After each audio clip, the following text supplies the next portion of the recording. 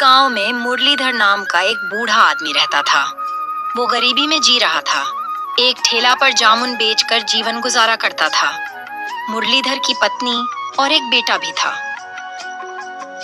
उनके पास रेगुलर फल खरीदने वाली तहसीलदार की पत्नी से विनती करके बेटे को एक छोटी सी गवर्नमेंट नौकरी दिलवाया।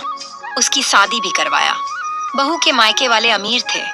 बेटे की शादी हुई तब से घर की परेशानियां शुरू हुई। बहू को सास ससुर बिल्कुल पसंद नहीं थे। वो अपने पति से कहती हैं, छोटा भी है लेकिन सरकारी नौकरी है कहकर मेरी शादी तुमसे करवा दी मेरे घर वाले। तुम्हारे पिताजी बाजार में ठेला ढकेल कर फल बेचते हैं, ये मुझे नहीं बताया गया। फल का व्यापार करते हैं यूं बड़े महानता से बताया। तुम्हें देखकर मेरे फ्रेंड हंस रहे हैं। अब सुनकर मुरलीधर और उसकी पत्नी दुखी होते थे। बेटे की मुंह से कोई बात नहीं निकलती थी। ऊपर से वो अपनी पत्नी की साइड होकर माता पिता को ही डांट दिया करता था। ऐसे ही समय बीतते गया। एक दिन बहू कहती है, ससुर जी स्कूल में मेरे साथ पढ़ने वाली मेरी दोस्त जमुना और उसके पति मुझसे मिलने आ रहे हैं। वे लोग यहीं यूं 4 दिन रुकेंगे कह रहे हैं। अब आप ये 4 दिन अपनी खटारा टेला मत निकालिएगा, वो देखेंगे तो मुंह पर हंसेंगे।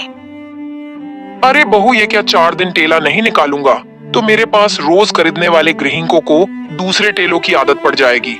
5 घरों से आने वाले परमानेंट रुपए हाथ से चले जाएंगे। गए तो गए, मेरी इज्जत से ज्यादा आपका ये बेकार का कारोबार जरूरी है। ए बहू को थोड़ा बोलने भी नहीं आता, ऊपर से बेटे को 4 बातें और सुनाकर बोलती है। आप 2-4 दिन रुक जाओ तो समस्या दूर हो जाएगी। अरे कैसे रुक जाऊं? कल त्योहार है करके एक और बेटे का जन्मदिन है करके एक, ऐसे कर करके लोग ज्यादा फल लाने को कहे हैं, साथ साथ एडवांस भी दिए हैं। अब फल सप्लाई नहीं करके मैं घर पर ही बैठा तो आने वाले दिन मई टेला ले किस मुंह से जाऊंगा? बहू का इज्जत जाएगा तो कल मई नहीं गया तो मेरा इज्जत भी क्या? मैं भी तो अपने बात से मुखर जाऊंगा ना, ऐसे किया तो।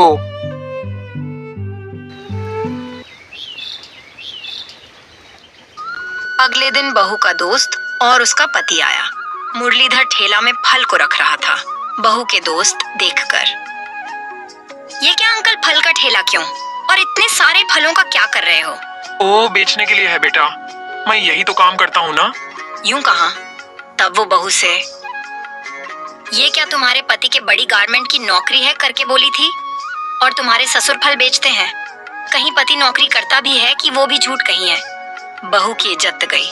उसे बहुत तेज गुस्सा आया। उनके जाने तक इंतजार की। उनके जाते ही अपने पति से कहती हैं, इस घर में तुम्हारे माता पिता रहेंगे या तो मैं?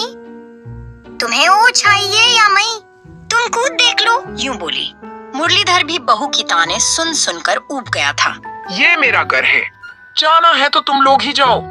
बहू घर टूटने जितना चिल्ला चिल्ला कर कह रही थी तो आसपास के लोग आ जाते हैं।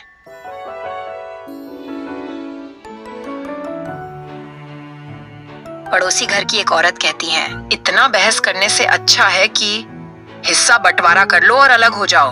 आप ही हमारा बंटवारा करा दो। मुरलीधर फल का व्यापार नहीं छोड़ने कह रहे हैं ना, इसलिए बगीचा, उसके पेड़ सब वो रखे, घर तुम रख लो। दोनों राजी हो गए। मुरलीधर खेत में देखभाल करके अपने पत्नी के साथ एक झोपड़ी में रहने लगा। वो हर रोज ठेला में फल बेचने लगा। एक दिन ठेला लेकर तहसीलदार के घर के सामने चिल्लाया, मैडम जी जामुन ले लो, यूं पुकारा। उस दिन तहसीलदार के साला साहब भी आए हुए थे।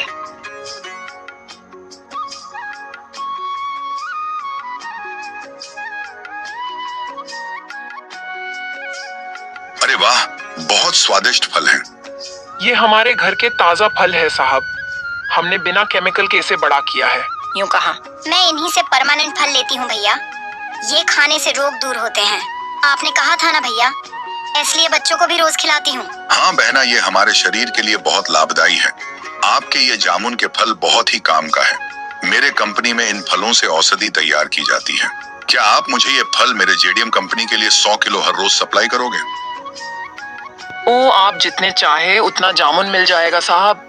मेरे पास बहुत पेड़ है, मैं आपको अच्छे अच्छे ताजा ताजा जामुन सप्लाई करूंगा साहब।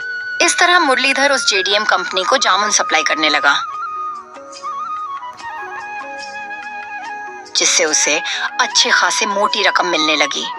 वो उन पैसों से एक बड़ा घर बनाया और खुशी खुशी रहने लगे। थोड़े दिनों में गलती का एहसास करके बेटे बहू आकर मुरलीधर से पैर पकड़कर माफी मांगे। वो उन्हें माफ कर देते और वे सब खुशी से रहने लगे।